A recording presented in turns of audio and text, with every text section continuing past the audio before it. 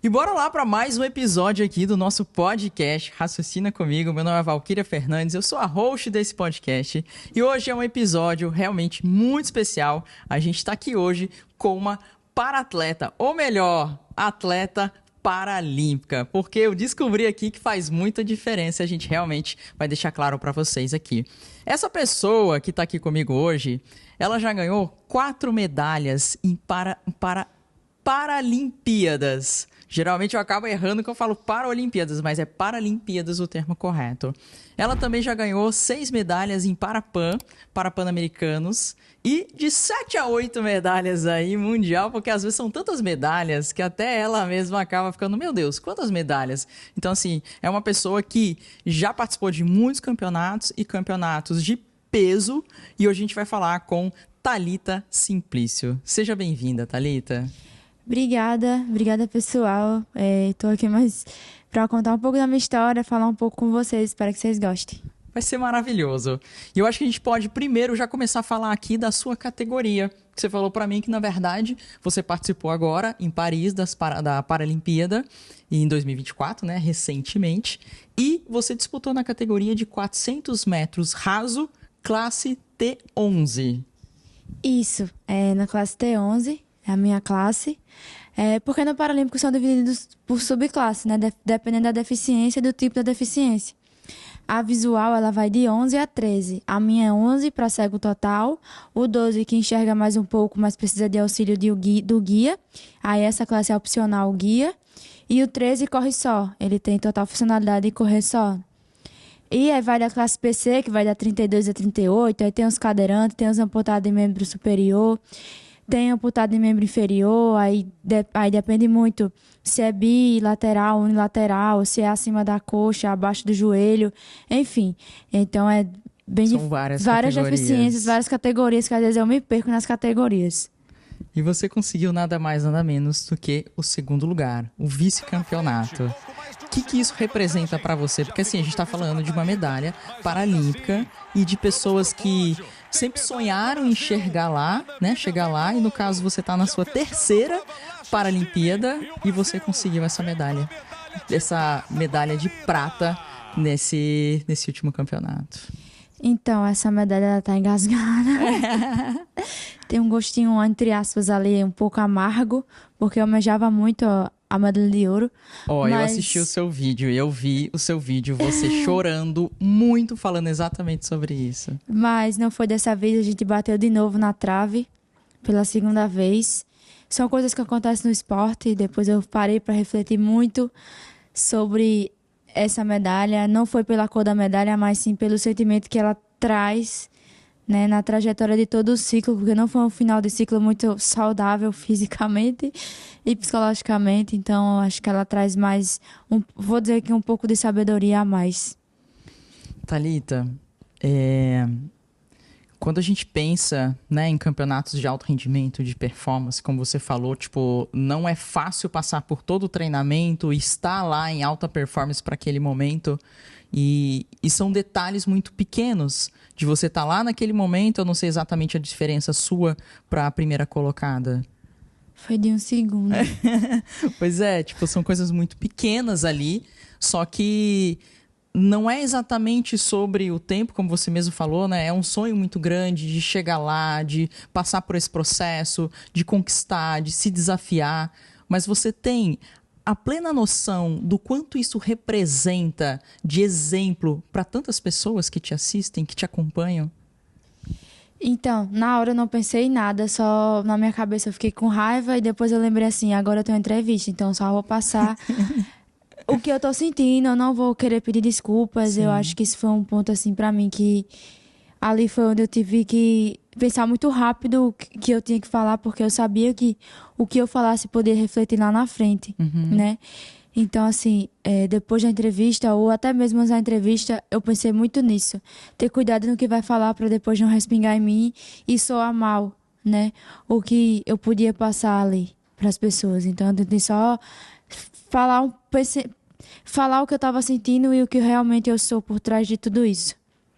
Exatamente. Eu acho que hoje ainda eu voltei nesse teu vídeo que você fala, que você dá esse depoimento chorando e é um vídeo muito emocionante, realmente, de ver você naquele momento e tal. Eu acho que ele tava com mais de 130 mil curtidas, alguma coisa assim. Então é um vídeo que repercutiu muito e é realmente a emoção do momento, né? Pô, você tá ali, você tá feliz com o segundo lugar, mas você fala, poxa, será que eu poderia, não poderia? Mas o que às vezes a gente tem que olhar é, cara, você merece muito isso e você ainda é muito nova. Então, assim, você tem mais Paralimpíada pela frente, né? Não sei se o teu plano está pensando já em Los Angeles também. Assim, a gente já tá pensando em Los Angeles, eu tô de férias. Merecidas. Merecidas, só que entre aspas, porque geralmente a gente fica 20 dias, mas meu corpo tá precisando de umas férias, entre aspas, que não é férias, mas pra tratar, né? Porque foi um final de ciclo muito complicado pra mim. Eu já não sabia mais diferenciar os tipos de dor, se é dor de treino, se é dor de dor mesmo, que não sabia mais diferenciar. Então, não tinha muito o que fazer, né? Porque a gente já vinha de uma sequência muito grande de competição. 4 competições importantíssimas para o ciclo, né, em menos de um ano, então isso pesou muito para mim. E a gente queria muito essa medalha, então eu estava me esforçando até o máximo, acho que não tinha nem mais de onde eu tirar forças. Chegou um momento da prova que eu não tinha mais o que fazer, eu só fui. E isso, o meu guia, graças a Deus, ele tem muita sabedoria e ele viu que eu não dava mais pra gente acelerar. Meu pé não estava mais respondendo, meu corpo não estava mais respondendo da maneira que era para estar respondendo. E a gente pegou uma sequência de prova muito pesada. Foram 3.436 horas. Então isso pesa muito pro meu corpo. Ele não estava respondendo, né? Eu não estava conseguindo descansar já. O meu corpo só queria férias. Chegou momentos que eu deitava na minha cama e só sentia dor. Que é, entre aspas, normal pro nível que a gente tava e pra aquela sequência de competição que a gente tava. Então, assim, não é normalizando o que eu tava sentindo, mas só para as pessoas saberem que a gente tenta normalizar, mas não é fácil. Eu tava num nível muito... Eu acho que eu nunca tinha passado por isso, então foi a primeira vez. Então, eu tava tentando entender o que tava acontecendo e agora meu corpo tá só querendo que tratar e férias e sem carga de maneira alguma. Tá.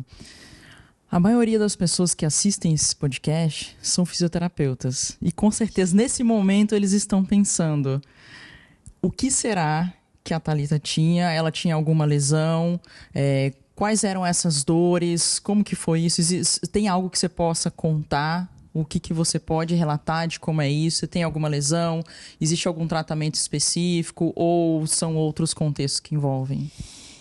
Então, antes quando eu cheguei não, o Mundial passado, eu já tava com as coisas estranhas. Ano passado? 2023. 23. No Mundial, a gente pegou 9 tiros em 10 dias. Então lá, eu competia e tratava, competia e tratava, competia e tratava. Mas não tratava de lesão, tratava, fazia o recovery, né? Se o tiro era à noite, eu tava tratando de manhã. Se o tiro era de manhã, acabava a prova, eu já tava na física. Então, tipo, essa foi a sequência do Mundial, mas meu corpo já tava querendo férias. Aí, beleza, entrei de férias. Só que no final do ano passado a gente teve o Parapan. O Pan e Parapan foi no final do ano. E isso pesou muito pra todo mundo, porque depois muita gente teve Mundial. Geralmente não é no Geralmente final do ano? não é no final do ano. O Mundial é depois do Parapan. Que teoricamente o Parapan ele é um pouco mais fraco de competitividade. É alguma prova ou outra que tem um nível maior, né?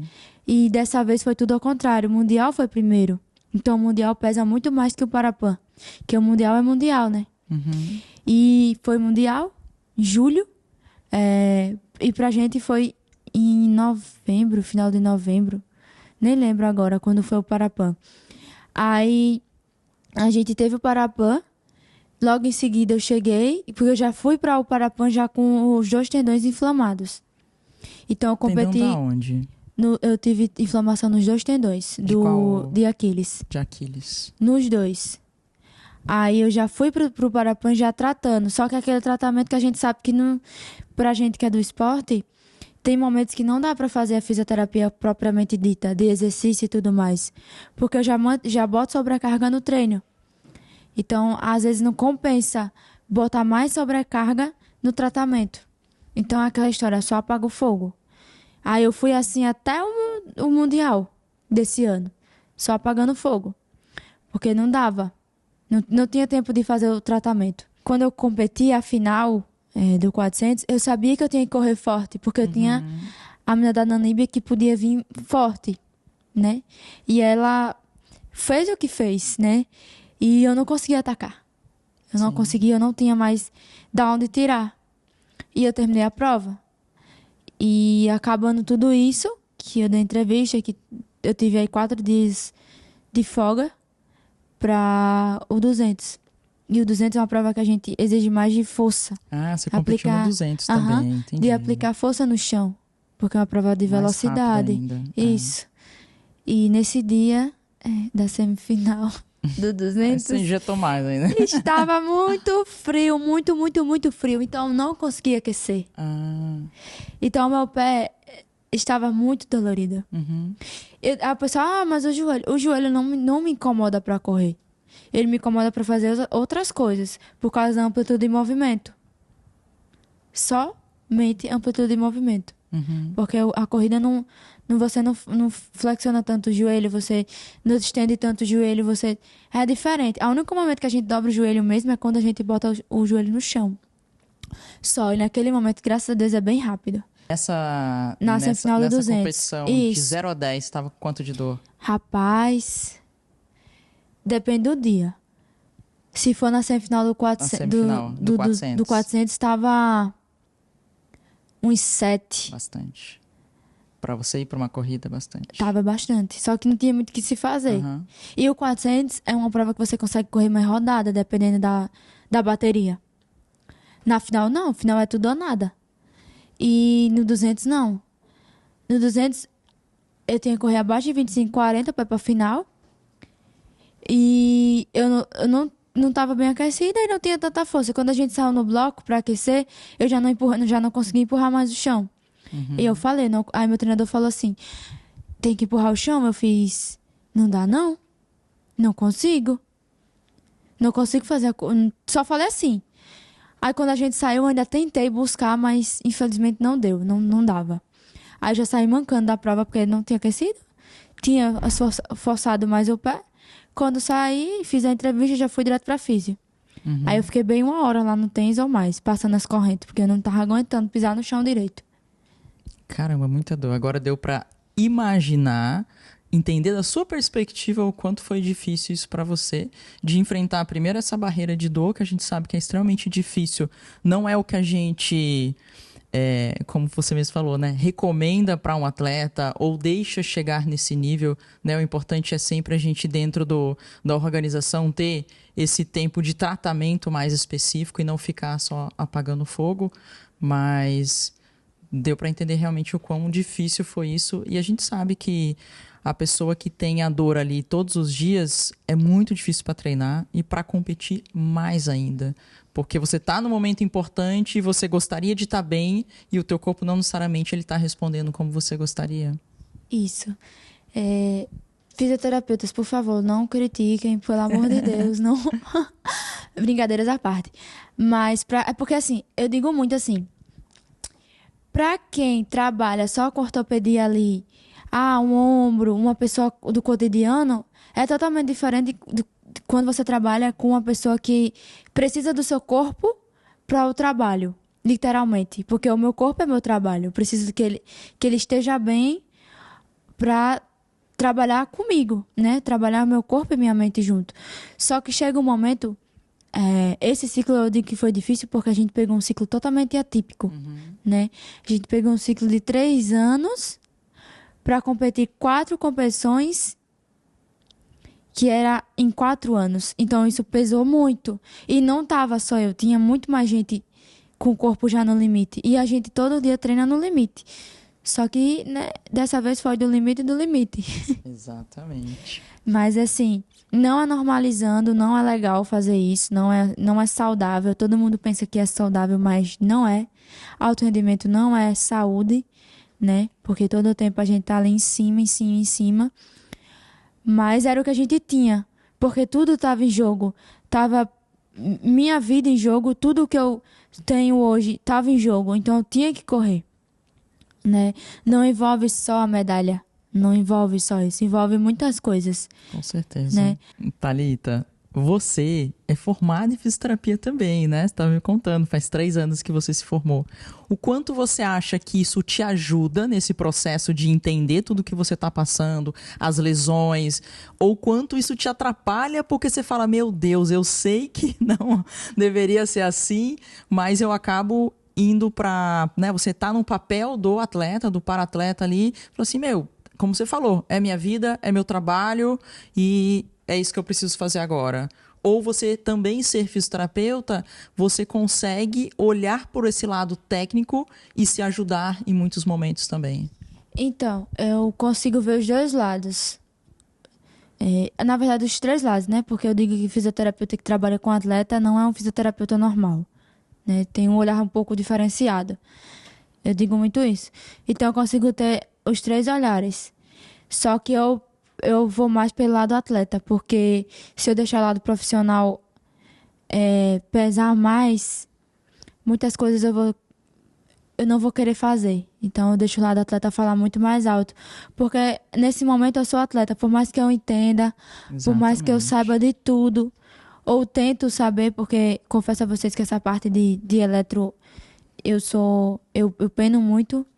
Então, assim, se é bom, deixa.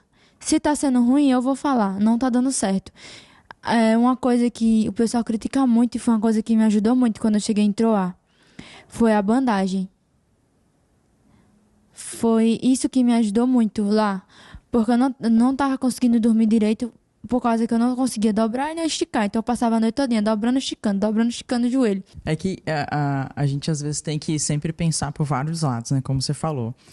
Tem evidência científica que uma bandagem melhora a dor em alguma articulação? Não tem evidência. Só que quando você se põe no papel de atleta, você tem uma preferência de paciente. E você, como preferência de paciente, você pode falar assim, não, isso aqui, ó, eu gosto, me gera uma sensação boa. Porque é diferente quando um fisioterapeuta vai vender um tratamento que não tem comprovação para a pessoa. Que ele está vendendo algo que a pessoa está comprando, acreditando que aquilo é eficaz, mas na verdade não tem. É diferente de alguém pedir algo que você vai fazer, que ela está querendo naquele momento, por conforto dela, por bem-estar dela, que não necessariamente você está vendendo. Então, existem muitas coisas diferentes aí. Então, você como atleta vai falar, cara, eu adoro esse negócio aqui e tá tudo bem. Isso não necessariamente isso, a não ser que atrapalhe, a não ser que quem está cuidando de você olhe lá e fala, não, peraí, Thalita, isso aqui está atrapalhando o tratamento. Agora, caso não atrapalhe, não tem problema. Mas é diferente de usar achando que aquilo é o tratamento. Então, isso é tranquilo. Viva as bandagens, gente, pelo amor de Deus. Se não fosse esses negócios na minha vida. Toda a competição do Mundial passado, do Mundial do ano passado, eu tava toda enrolada. Porque a gente fez 9 tiros. E 9 tiros não é bom. 9 tiros não é nada agradável. Então, tipo, eu tacava a bandagem, tava nem aí. Adutor, posterior, era tudo. Chegou meu treinador e dizia assim, de novo, eu fiz de novo. De novo. E eu tenho um negócio com a bandagem, que dessa vez ela faltou só não sair da minha pele. Ela grudou de um jeito que ninguém sabe por que ela grudou. Aí, teve um dia que eu fui inventar de puxar com o físio, aí ele deixou, eu disse, não, puxe você. Ele fez, não, puxe você. Eu fiz, tá bom, vou puxar. Quando eu puxei mais o físio, puxei de vez, machucou foi todo o meu joelho. Eu olhei pra ele, eu fiz, arranhou, né? Aí ele fez, eu disse a você que era pra puxar devagar. Eu fiz, você mandou eu puxar, eu puxei, eu só precisava de uma ajudinha. Aí a gente teve até que fazer lá uma estratégia com laser pra ajudar na cicatrização. Porque machucou e eu tive que passar uns 2 dias ou 3 sem. E eu fiz, meu Deus do céu. Mas a gente conseguiu fazer uma estratégia bem legal lá, bem... Comigo mesmo, eu fiz, Aí eu acho que eu usei metade daquele pote de hidratante pra tirar, porque o bicho grudou de um jeito que, meu Deus do céu. Só em mim que ela tava grudando em tudo. Não sei por quê. Tá vendo? O efeito colateral de algo que nem era indicado. Mas tá tudo bem. Thalita, como que funcionam os teus treinos, né? Que nem, vamos pensar, sem levar em consideração necessariamente as tuas lesões. Como que é organizado isso? Porque você como você falou, é a sua profissão. Você vive hoje para isso, você se dedica para isso. A gente faz musculação de membro inferior 2 vezes por semana. Eu faço tudo no mesmo período. Eu treino só de manhã. Uhum. Eu faço musculação 2 vezes por semana. Faço musculação de membro superior 2 vezes por semana. Tá? Uhum. E tiro eu faço todos os dias. Tá. Tiro curto, tiro longo, só que em dias alternados. Como tava, né? Tinha dia de tiro curto, que era segunda e sexta. Tiros ali até 60 metros, 80 metros. Antes ou depois da musculação, variava muito. E na terça era tiro de resistência e velocidade. O que é isso? 80 metros, 20 crescente, 20 forte, que é 100%, 20 a 98, 95 e mais 20 a 100%. Aí dependia muito da época. Se fosse mais perto da competição, era só 4, mais de 6 ali, 8. Dependia muito. Dia de quarta era tiro de pirâmide, que vai de 150 a 220, depende muito da época. Pode até ir mais pra cima ali. Sim. Na quinta-feira era o nosso regenerativo. Literalmente, a gente não ia pra pista, era só treino de core, a gente faz 2 vezes por semana. Uhum. Aí, na quinta-feira, a gente faz mobilidade dinâmica e estática, né? Faz alongamento normal e faz alongamento dinâmico, que é as mobilidades. E no sábado, era uns tiros maiores, né? A gente chama. Era os aprontos, né? Da vida. 300 por 120, 300, pro que ele queria que a gente passasse na prova. Uhum. 1 minuto de intervalo e mais 120 lançado, para 14, 15 segundos. Aí, se não era assim, era 200 por 200. Não, 200 por 220. 200 para mais ou menos o que a gente quer passar na prova e 220 lançado, com 45 segundos de intervalo. Mas varia muito, às vezes depende muito da época do treino. Nos últimos tempos a gente estava fazendo esse tipo de treino, mas quando a gente está no início do ciclo, que é a base, né, do ciclo do ano, tem treinos que a gente faz circuito, faz tiros maiores de 1.000, faz pirâmide de 800, enfim, varia muito. Então, por isso que eu digo, minha formação não é educação física, eu só entendo assim um pouco. Sim, sim. E às vezes Mas é legal pra gente saber exatamente como que funciona a tua às rotina. vezes eu nem procuro entender, porque se a gente souber do treino antes do que é pra ser, a gente sofre por antecipação. Então, eu prefiro não sofrer por antecipação. Você chega lá, olha e fala, e aí, professor, Qual o que vai ser hoje? Assim, aí eu sou muito boa a decorar. E eu sou a única que é boa a decorar no treino do grupo. Aí todo mundo pergunta, o que é o treino? Eu falei, sei não. Às vezes eu nego o que eu já sei. Olha. E os tempos também, eu decoro muito rápido, de todo mundo. Às vezes eu saio de perto pra não decorar, mas eu findo decorando de todo mundo. Aí às vezes eu deixo os meninos saber, às vezes é errado, eu começo a rir. Eu falei, gente, não é esse, pelo amor de Deus, a gente já tá na 4ª semana de treino, vocês ainda não sabem o tempo. Não aprenderam ainda.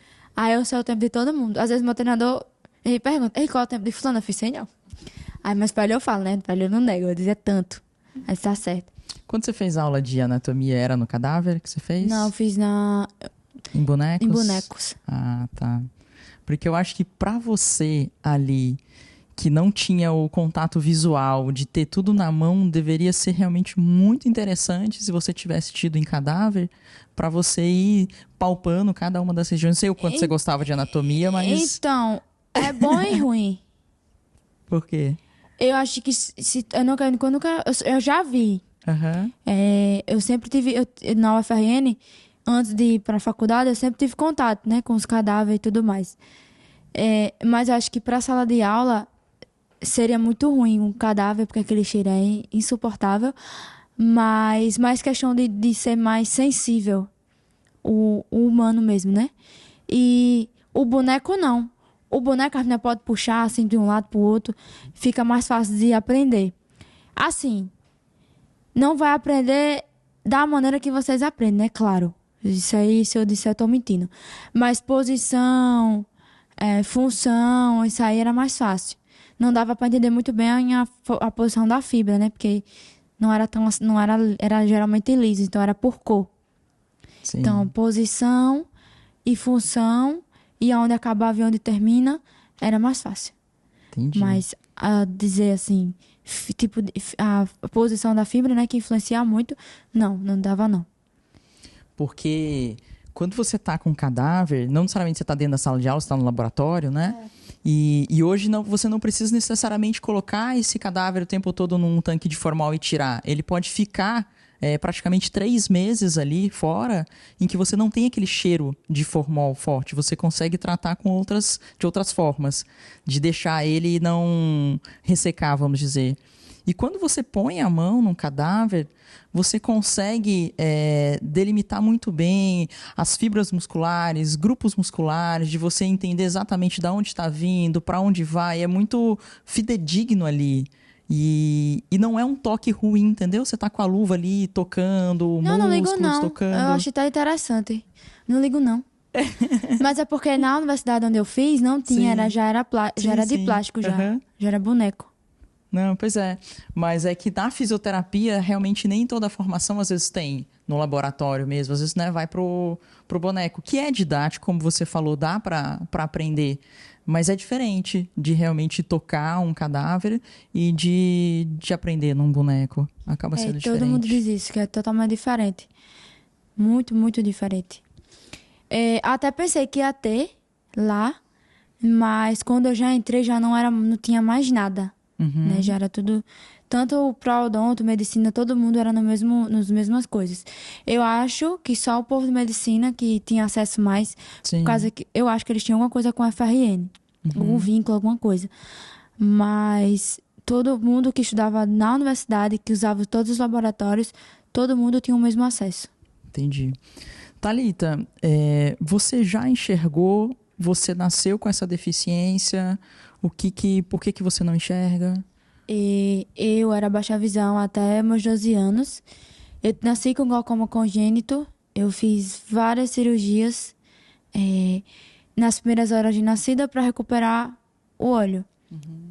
Era. Só que aí teve uma cirurgia que deu errado. Aí só conseguiram recuperar o direito, conservar o direito. Aí com o direito eu via bem ruim até 12 anos. Aí depois, com o tempo eu não sei, mas foi muito rápido.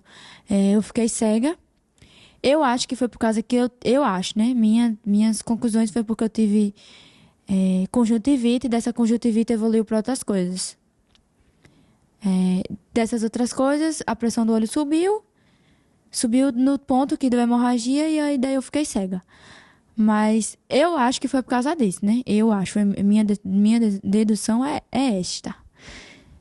A dos médicos, eles que eu ia ficar cega de uma maneira ou outra, Sim. né? Isso é o que eles diziam.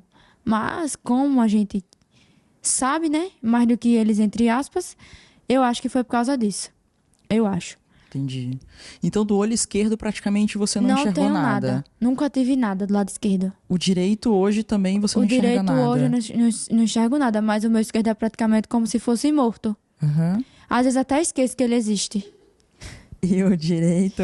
E o direito não, o direito ele é um até pouco os mais... 12 anos você enxergava o que exatamente? Eu enxergava normal. Você enxergava mesmo. Só que mais de perto. De longe eu só via se tivesse com uma roupa bem colorida Como e se bem tivesse viva. uma miopia gigante ali. De longe é muito difícil, de perto você ainda enxergava. De perto eu enxergava. E de noite também eu não enxergava. Por causa da luz, que não tinha tanta luz no poste.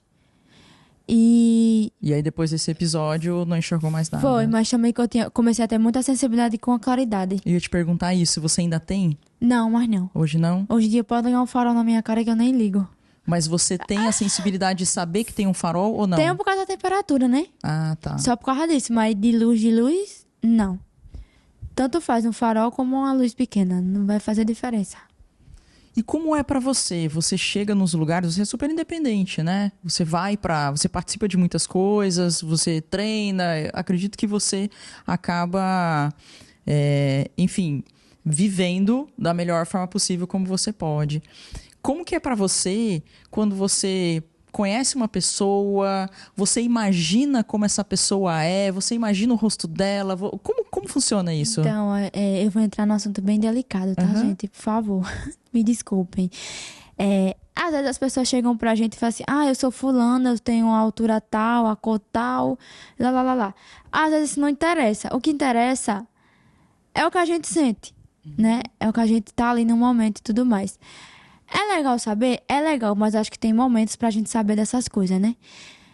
Eu prefiro não saber, quando eu não gosto que a pessoa me conte. Eu prefiro ir descobrindo aos poucos, né? Cabelo, se eu tocar na pessoa... Já percebe. Já percebe, então não tem pra que dizer. Em alguns momentos.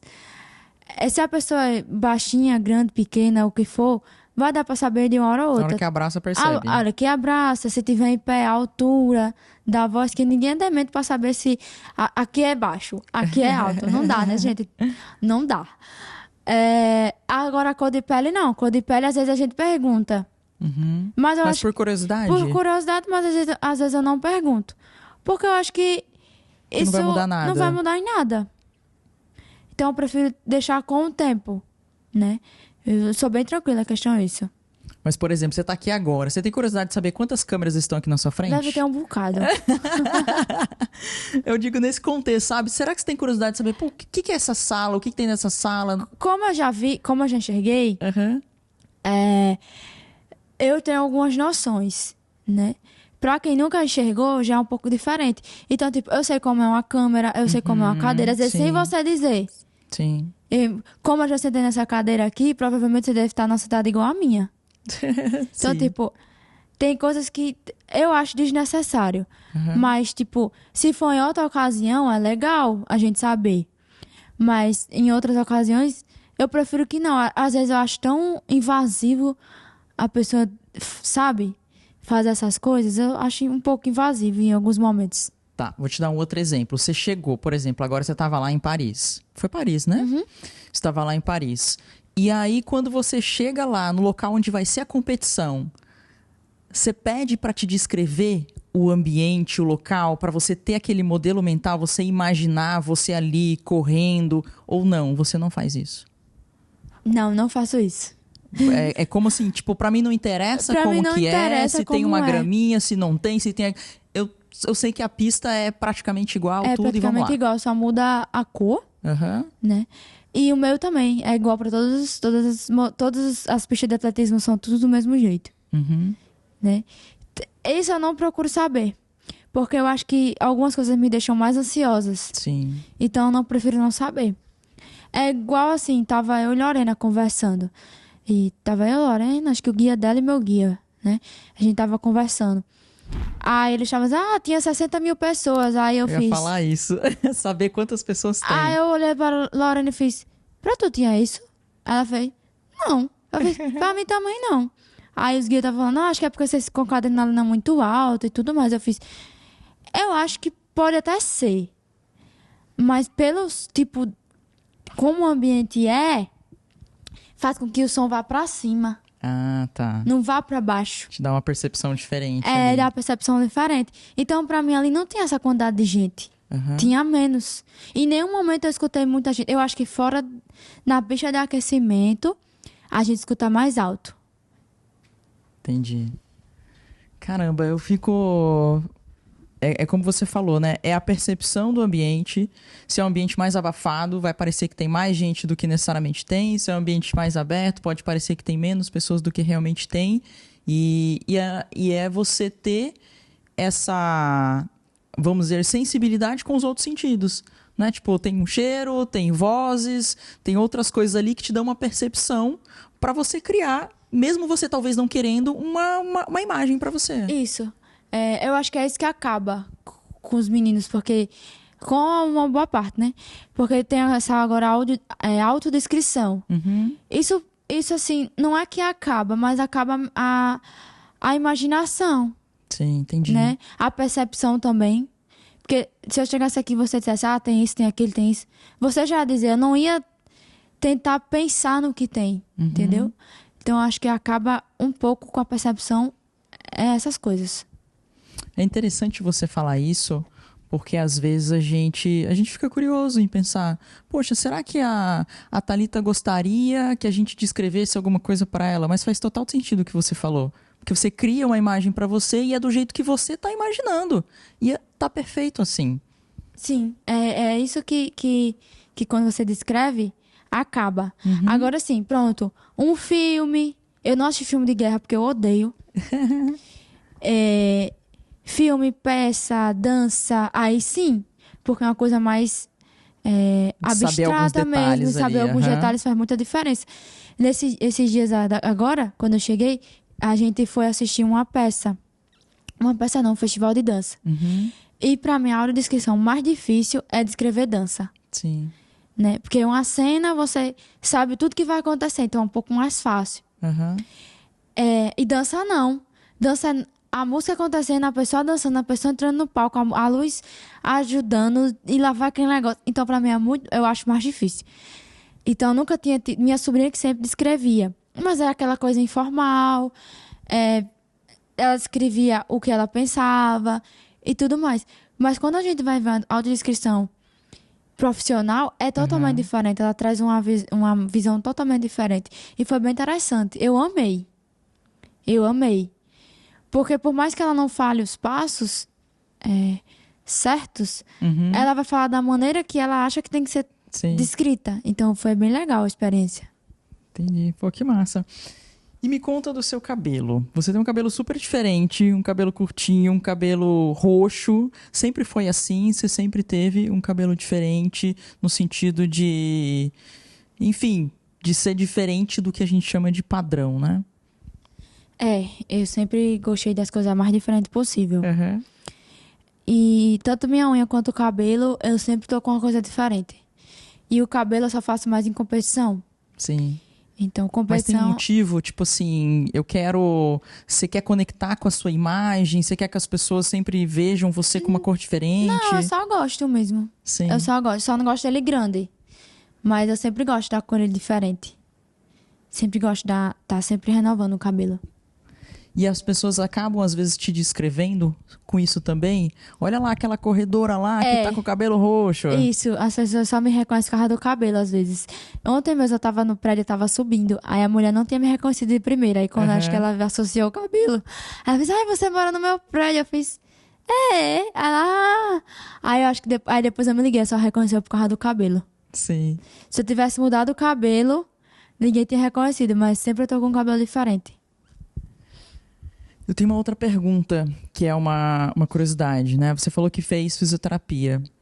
Quais foram as dificuldades que você enfrentou para estudar? No sentido de estar lá como aluna, dos livros, de fazer prova, enfim, de passar por esse processo. Ixi, Maria, foram tantos. Eu imagino. Primeiro, eu tinha vários anjos na minha vida, graças a Deus, que se não fosse elas, eu acho que eu não tinha nem terminado. Chegou um momento que eu quis trancar por causa da pandemia, mas elas não deixaram. Mas vamos por partes. Sim. As provas a gente, depois de tanta briga minha dentro da universidade com os professores, entre aspas, né? Era mais discussão mesmo, que eu não sou de brigar, eu sou de conversar. Não dava certo o pessoal da pedagogia aplicar a minha prova. Primeiro e segundo semestre, até o terceiro semestre, ela era que aplicava. Aí eu comecei a ver que tinha muita coisa específica que elas mesmas não entendiam nem o que elas estavam lendo. Aí eu comecei a ver, tem que ter um monitor, não dá certo. Não é que não dava certo, dava até certo. Mas chegou várias vezes de eu pedir pra ela ver no celular e eu tentar ajudar ela. Porque às vezes imagem, ela não conseguia descrever direito. Então, tipo, umas coisas mais específicas da área. Porque é muito fácil você conseguir ler um texto, é tranquilo, você lê. Mas coisas específicas não dá. Mas como que você fazia para ler? Você pega, por exemplo, um livro de anatomia. Aí, o que como a gente você fazia? se adapta? Livro eu já descartei desde o primeiro semestre. Eu ainda tentei, mas eu já descartei. Livro, descarta. Minha salvação era os artigos, porque eu conseguia Porque ler. é digital, você fala? Isso. Mas tem livro em PDF, consegue também, já puxar? sim. E os slides. Por que os slides? Porque eu pegava o roteiro que o professor me passava e usava só como guia. somente. Entendi. Mas, tipo, alguma coisa que o professor usava em sala de aula que ele falava, eu conseguia lembrar. Uhum. Então, tinha muita questão de prova que eu só pegava o que o professor falava e fazia da minha forma. Você prestava muita atenção no que ele falava aham, na aula mesmo. muita. Então, eu usava isso a meu favor, E como que você guardava suas anotações no computador, no celular. no celular? Ou na cabeça mesmo, porque era muita informação. Uhum. Então, tinha informações que não valia a pena levar pro computador e pro celular. Então, eu nem gravava a aula, só prestava muita atenção. Porque ali o professor ele só tá pra guiar a gente. Ele não tá ali pra dizer o que a gente tem que fazer. Ele tá pra dar uma guiada. Uhum. Então, ele guiava a gente em sala de aula, a gente tirava todas as dúvidas ali. E depois eu estudava e tirava outras dúvidas na outra aula seguinte. Ou senão eu ia perturbar eles mesmo no WhatsApp. Mas o que a gente fazia? Eu fazia o quê? Monitoria.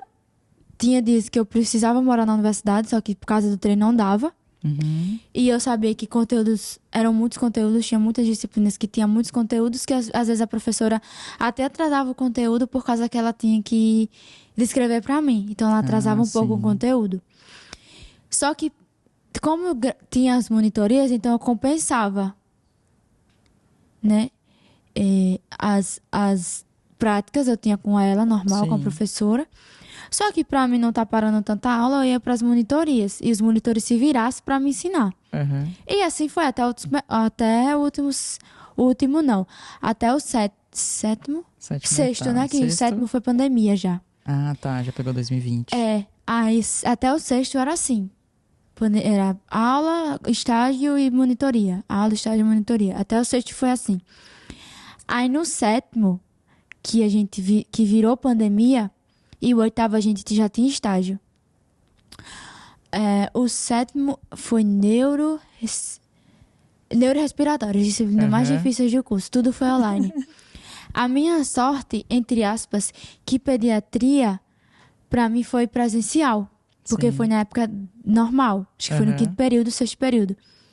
Então, por ter sido presencial, então já ajudou muito na adulta. Thalita, antes da gente mostrar a medalha sua aqui pra galera, tem mais alguma coisa que você gostaria de falar aqui pro pessoal que eu não te perguntei? E tem. Eu era a única da minha turma que sempre teve contato com deficiente. Com todos os tipos. Com todos. E eu via que os meninos tinham um pouco de receio de chegar nos pacientes. Sim. Eu não sei se isso era porque eu já tinha contato, né? Então eu naturalizava muito isso. Ou se era porque os meninos tinham medo. Então, tipo, isso foi uma coisa que eu observei muito dos meninos. E de mim, né? Também. Então, tinha uma paciente, e várias pacientes também. As mães adoravam que eu atendesse os meninos. Também gostava que os meninos atendessem. Mas é porque a maneira que eu lidava com as mães, eu não ficava com pena, né? Eu ficava naturalizando. E às vezes eu era um pouco dura com elas. Porque elas vinham com, porque a bichinha. Eu fiz, não. Bichinha não. Eu era muito dura. Só que, ao mesmo tempo que eu era dura, elas gostavam de mim. Porque eu não deixava aquilo passar pra mim, e eu tratava os filhos delas assim, de uma maneira muito natural. Eu não tinha medo. Eu só não gostava de pegar com sonda. Justamente mais por causa do meu receio de medo. E porque eu sei que é uma coisa que a gente tem que ter muito cuidado, né? Aonde toca. Então, tipo, os pacientes, principalmente de PC, eram os que eu mais gostava. Porque eu sabia que ele não tinha nenhum risco de sonda, os mais leves, né? Sim. E médio. Porque os que tinham sonda eu já pedia pra preceptora, não me dê. Porque eu preciso da minha mão pra ver. E eu sei que se eu tiver um paciente com sonda, eu tenho que ter muito mais cuidado. Então, era isso. Eu acho que era a minha diferença principal, porque eu não tinha medo. Então, o pessoal que está estudando, não tenha medo de pegar nos pacientes, porque eles não vão se quebrar. Eles, no momento, só querem uma atenção maior. E a gente tem que acolher, às vezes, não é nem um paciente, é a própria mãe. Porque pela mãe às vezes, em condições não tão... Tá mais vulnerável, né? Não as condições que a gente sabe que é uma condição legal. Às vezes as mães não têm tanto estudo. Então, às vezes, pra gente estar ali com o paciente, é mais fácil a gente cuidar da própria mãe mesmo, a forma que fala, as coisas que a gente conhece do meio, né? Porque como eu lidava, então eu sabia muito, eu sabia instruir as mães, vá lá que a senhora tem direito, ela tem direito. Então, tipo, é saber mais como acolher a mãe e a família do que o próprio paciente, porque a gente sabe fazer um plano de tratamento. Posso pegar aqui tua medalha pra mostrar pro pessoal? Gente, esse momento aqui Vamos colocar aqui na câmera, não sei se eu pego nessa daqui, nessa. Olha, esse negócio é pesado, viu? Você sabe quanto que pesa isso aqui, Thalita? Você pesou?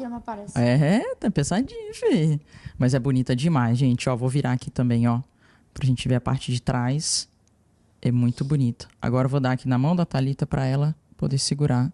Pra gente pegar a imagem nela ali. Aqui é o pedaço da torre. Onde? Aqui é a acessibilidade dela. Só que é a única crítica que eu tenho. A da Maria Clara, pelo que eu vi que foi bem rápido, os riscos são mais separados. O dela tem 3. O meu tem 2. Só que não dá pra me sentir direito, porque estão bem juntinho. E significa alguma coisa? Vou tocar aqui. Significa. A tá de bem 3, juntinho mesmo. 3 riscos é de bronze, a de 2 é de prata e a de 1 é de ouro. Sim. É acessibilidade. Porque a de toca era furos. A do Rio era zoada. Aí aqui é os agitos, que é o símbolo do Paralímpico. Aí aqui tem Paris e aqui 2024. Aí aqui a gente olha o fundo da torre, como se a gente estivesse olhando de baixo pra cima. Então ali tá escrito Paris embaixo 2024. Assim, legal. Sim, por baixo, sim, perfeito. Aí parece que você tá embaixo dela. Caramba, muito legal. Não sabia esse negocinho do lado do 2 ali. Não, é. Não sabia que tinha. Mas toda a medalha agora estão vindo com isso. E toda a medalha ela vem com alguma história do país. É bem interessante. E eles que decidem essa acessibilidade. Como você falou, cada... Como vai fazer. Eu não sei se a do Olímpico é assim, que pra mim era pra ser. E aqui também tem a prova. Em algum lugar tem. Em algum lugar que você precisa encontrar, mas tem. Mas tem, em algum lugar por aqui. Tem a prova. Eu consigo ver escrito. Agora eu não sei se você consegue sentir. Não dá pra sentir, não. Aí o do Olímpico também tem o mesmo pedaço, só que é um pouco diferente a medalha. Mas todas têm um pedaço da torre. Putz, que legal. Thalita, parabéns. Obrigada. De verdade. Bom, você tem noção total do quanto isso representa, tanto para você quanto para o Brasil inteiro, né? E, cara, eu já fui atleta de karatê. Não chego nem perto de Olimpíada, até porque karatê não é um esporte olímpico, né? Ele já tentou, mas não é. É uma dificuldade muito grande do karatê. Mas eu já competi em mundial, então assim, fui uma atleta que eu gostava muito de treinar, então não pude ser atleta como profissão, eu trabalhava sempre, mas eu sempre gostei dessa adrenalina, dessa pegada de treinar, de estar em campeonato, então eu entendo muitas coisas do que você falou. Não sei exatamente na proporção que você está hoje, porque é algo de um nível muito maior. Mas assim, cara, parabéns, de verdade. Eu sei o quanto é gostoso para você estar nessa posição também, mas eu sei o quanto de responsabilidade isso pesa para você também. E agora você começar essa preparação para daqui 4 anos estar lá em Los Angeles e uma próxima Paralimpíada. Então, assim, é um trabalho mental e físico de alto nível para você arrumar, para você planejar, para você agora ter esse descanso melhor aí, para você realmente chegar com o teu corpo muito mais preparado. Então, assim, parabéns que você consiga aí trabalhar da melhor forma possível, treinar da melhor forma possível e que você consiga foco para isso também. Obrigada. 2028 já tá aí, mas primeiro, antes de qualquer coisa, eu tenho que ficar boa. Com certeza. Eu quero ficar boa, porque não é saudável isso que eu fiz, nem um pouco. Mas era preciso, porque era muita coisa em jogo, né? Então, focar para 2028, que 2028 já tá aí na porta, né? Sim. E o ciclo já começou. Com certeza. Acho que para todo mundo já começou. Mesmo que a gente esteja de férias, mas já começou o ciclo Los Angeles. As férias faz parte, entendeu? Dormir faz parte, comer bem faz parte, tudo faz parte. O planejamento para todo mundo já começou, então... 2028. Oficialmente ainda não, porque eu só conto quando eu volto a treinar. Então, oficialmente ainda não. Mas já começou sim. 2028 já tá aí. Não, mas pode contar, porque esse descanso já faz parte do próximo, entendeu? Então já é pra você realmente chegar com gás total. Fala tuas redes sociais, onde que o pessoal te encontra. Meu Instagram é thalita.simplício, Thalita com TH. Eu uso mais o Instagram do que as outras redes sociais. Uhum, perfeito. Aí podem me procurar lá. E também quem quiser fazer... Eu adoro fazer essas coisas, podcast, essas coisas assim. Então pode me chamar para dar entrevista também. Não esqueça do Movimento Paralímpico. Continue com o Movimento Paralímpico. Acompanhe o Movimento Paralímpico. As pessoas esquecem depois que acaba tudo, mas a gente continua treinando igual o pessoal do Olímpico e a gente continua precisando de apoio também, né? Total. Então, empresários, por favor, me ajudem. Com certeza, até mais, né? Podem chegar no direct e falar que a gente tá aceitando. Massa. E agradecer meus patrocinadores também, né? Claro. Que também se não fosse eles, Bolsa Atleta, Caixa, Time Petrobras também, eu também não estaria aqui para contar a história dessa medalha. Show de bola, parabéns. Gente, esse foi o nosso podcast. Se você gostou, já encaminha aí para uma pessoa que precisa ouvir essa história aqui da Thalita, que precisa conhecer, que precisa se inspirar. Curte o episódio, se inscreve no canal, avalia a gente e com certeza já espera aí o próximo episódio, porque toda semana a gente está colocando um episódio novo aqui para você, tá bom? Não esquece de seguir lá o nosso Instagram do podcast, Raciocina Comigo. Segue lá o nosso Instagram e eu te espero no próximo episódio. Obrigado.